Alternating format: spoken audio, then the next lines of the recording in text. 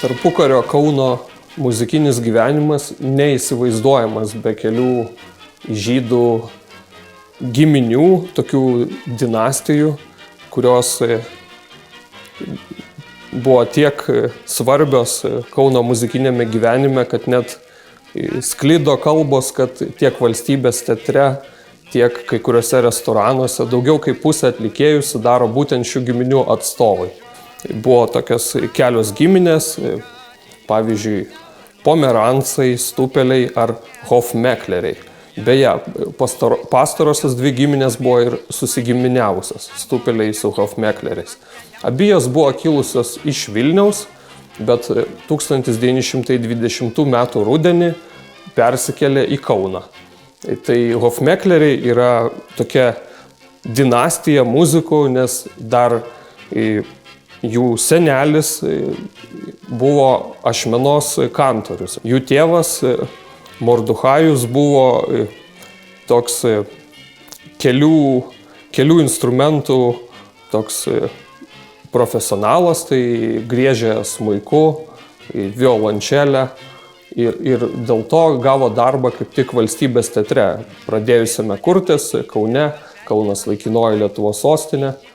Ir tuo metu ir jo sūnus, taip pat muzikai, tai Leiba, pianistas, gimęs Vilniuje 1900 metais, taip pat iš pradžių Valstybės teatre akomponuodavo pianinu, ypač ir vėliau, ypač ir įvairiom iš užsienio atvykusiam garsenybėm ar vietiniam talentam. Bet netrukus jis pradėjo diriguoti ir iš pradžių nors keliarius metus taip jam gal ir sekėsi taip šiek tiek sunkiau įsivažiuoti, bet netrukus jis tapo tikrų talentų ir netgi dirigavo daugeliui baletų ir net kartu su baleto trupe buvo ir gastrolėse Londone, Monte Carle. Bet ir toliau akomponuodavo įžymybėm ir todėl vienos pirmųjų Šelako plokštelės, jose galima dažnai pamatyti tiek solisto vardą, tiek ir parašyta, kad štai akomponuoja kaip tik Hofmekleris.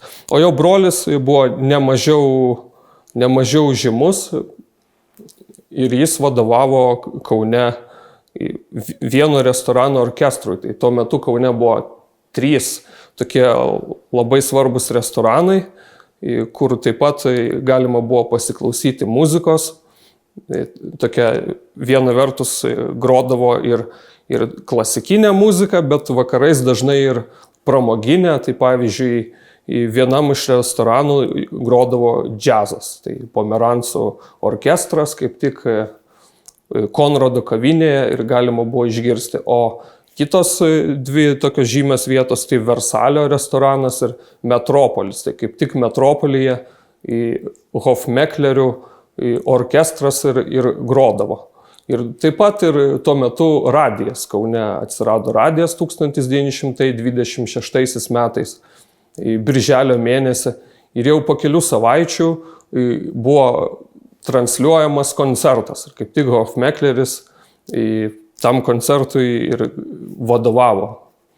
Tai kaip tik nemažai ir plokštelių buvo įrašyta, Šelako plokštelės, kuriuose girdima Metropolio orkestro muzika. Na, deja, šios giminės likimas tragiškas, nemažai jos šeimos narių žuvo holokausto metu.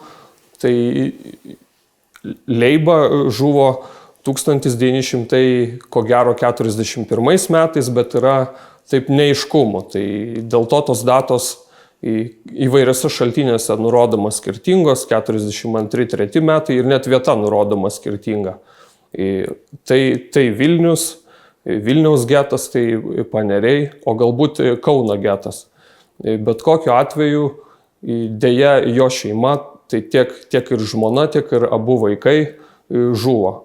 O Moišė jis taip pat pateko į getą ir ten tokiamis sunkiomis labai sąlygomis taip pat įkūrė orkestrą, nors tuo metu net muzikos instrumentų į getą buvo negalima įsinešti, tačiau juos kartais ar paslapčiai gabendavo, ar net išardydavo ir muzikuodavo. Tai 2 kartus per savaitę, taip bandydama pakelti žmonių dvasią. Tai kaip tik jam pavyko išgyventi ir Dachau stovykloje Vokietijoje jį atrado jau išlaisvinus kaip tik kalinius ligoniniai jo brolis, kuris buvo emigravęs į JAV ir kartu į Europoje dalyvavo jau to išlaisvinimo operacijoje. Tai kaip tik jo brolis Ruvimas ir jį atrado ligoninėje. Paskui jisai išvyko į Izraelį ir po 10 persikėlė į Müncheną. Šie abu broliai Hofmekleriai buvo vieni garsiausių tokių tarpukario Kauno muzikų ir sunku įsivaizduoti Kauno muzikinį gyvenimą be jų labai tokio gilaus ir svarbaus indėlio į jį.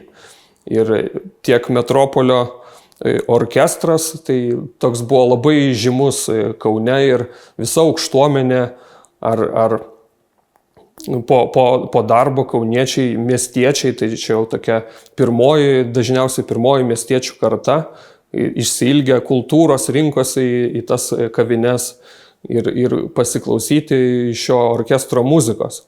Ir net Kipras Petrauskas ateidavo tenais praleisti laisvalaikio. Metropolio orkestras tikrai paliko tokį labai gilų tokį indėlį į Kauno kultūrą ir taip savotiška net tokia legenda. Ir iš šelako plokštelių mes galime išgirsti tą muziką ir kai kurie kūriniai netgi abu broliai kartu juos atlikdavo. O Leiba Hofmekleris vienas iš valstybės teatro žvaigždžių.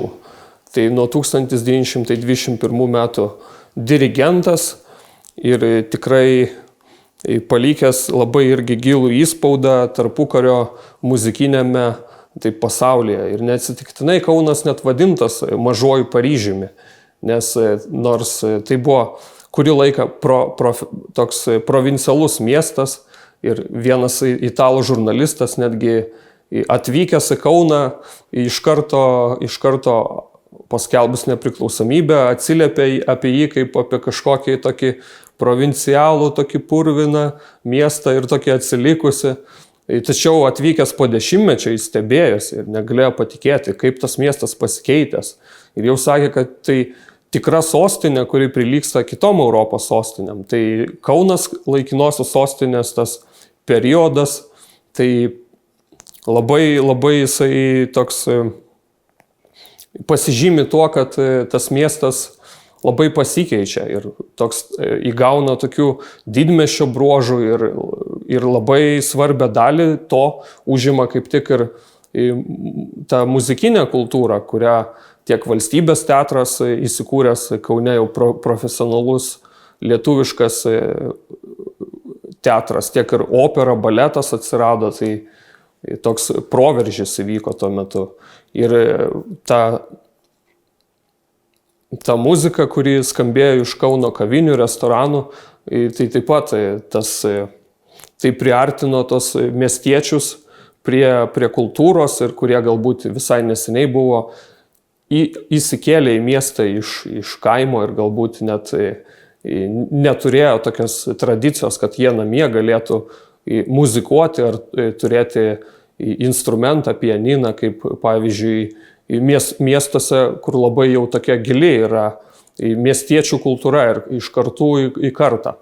Tai kaip tik laikinoji sostinė tai toks net savotiškas fenomenas ir neatsitiktinai ir į UNESCO ir Kauno architektūrą įtraukta neseniai yra, bet ir apie muzikinę gyvenimą irgi galėtume tą pasakyti, kad įvyko toks labai ryškus proveržis ir Kaunas jau kaip laikinoji sostinė nedaug besiskyrė nuo kitų sostinių ir netgi gal kai kurias ir lenkia savo kultūriniu gyvenimu.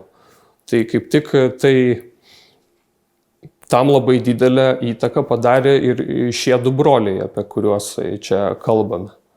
Nes jų indėlis buvo labai svarbus tiek ir į tą populiariąją muziką, sakykime, tokią mažąją sceną, kuri buvo, ką galima buvo išgirsti kavinėse, restoranuose, tiek ir profesionali scena valstybės teatre. Tiek ir pirmieji įrašai Šilako plokštelėse, radijas, tai tokios naujovės užkariavusios pasaulį, tai kaip tik ir tame radijoje arba plokštelės ir buvo galima dažnai išgirsti šių dviejų brolių atliekamą muziką. Na, nors šie du muzikai buvo labai svarbus tarpukariu ir taip jau visuotinai žinomi, tačiau šiuo metu jie yra šiek tiek primiršti. Tai gana nedaug yra jiems skiriama dėmesio, gana retai prisimenami. Ir, pavyzdžiui, Kaune Laisvės alėjoje yra įamžintas Danielius Dolskis, tai toks Lietuvos tokios populiariosios estrados toks pradininkas ir labai buvo tarpukario jo kūriniai mėgiami ir dabar prisimenami jie ir įamžintas jo atminimas yra skulptūra, tačiau ne ką mažiau svarbus buvo ir hofmekleriai, jeigu net nedaugiau. Na, dėja, jų kūriniai šiuo metu yra šiek tiek primiršti ir jeigu mes žinome Antano Šabaniausko ar Danieliaus Dolskio kūrinius ir juos dažnai šiais kūriniais iliustruojami kokie nors, pavyzdžiui, reportažai apie Kauną tarpukario, apie gyvenimą Kaune, tai jų kūriniai yra taip sunkiau atpažįstami ir dėja šiek tiek primiršti, nepelnytai taip. Nors be abejo jie dažnai ir akomponuodavo tom jau garsenybėm, ar Kiprui Petrauskui, ar Antanui Šabaniauskui, ar Danieliui Dolskiui.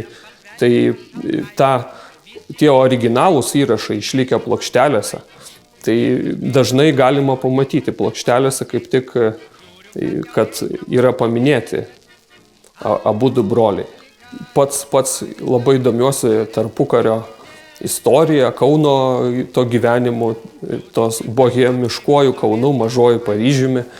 Ir dėl to labai sudomino šios dvi asmenybės, be kurių sunku papasakoti tą visą pasakojimą apie Kauną, apie tarpukario gyvenimą, nes be šių brolių indėlio jis sunkiai įsivaizduojamas, nes jeigu papasakoti taip apie Kauną, kas tuo metu, koks buvo miestas, koks jo kultūrinis gyvenimas, tai būtinai ir šiuo du brolius reikia prisiminti.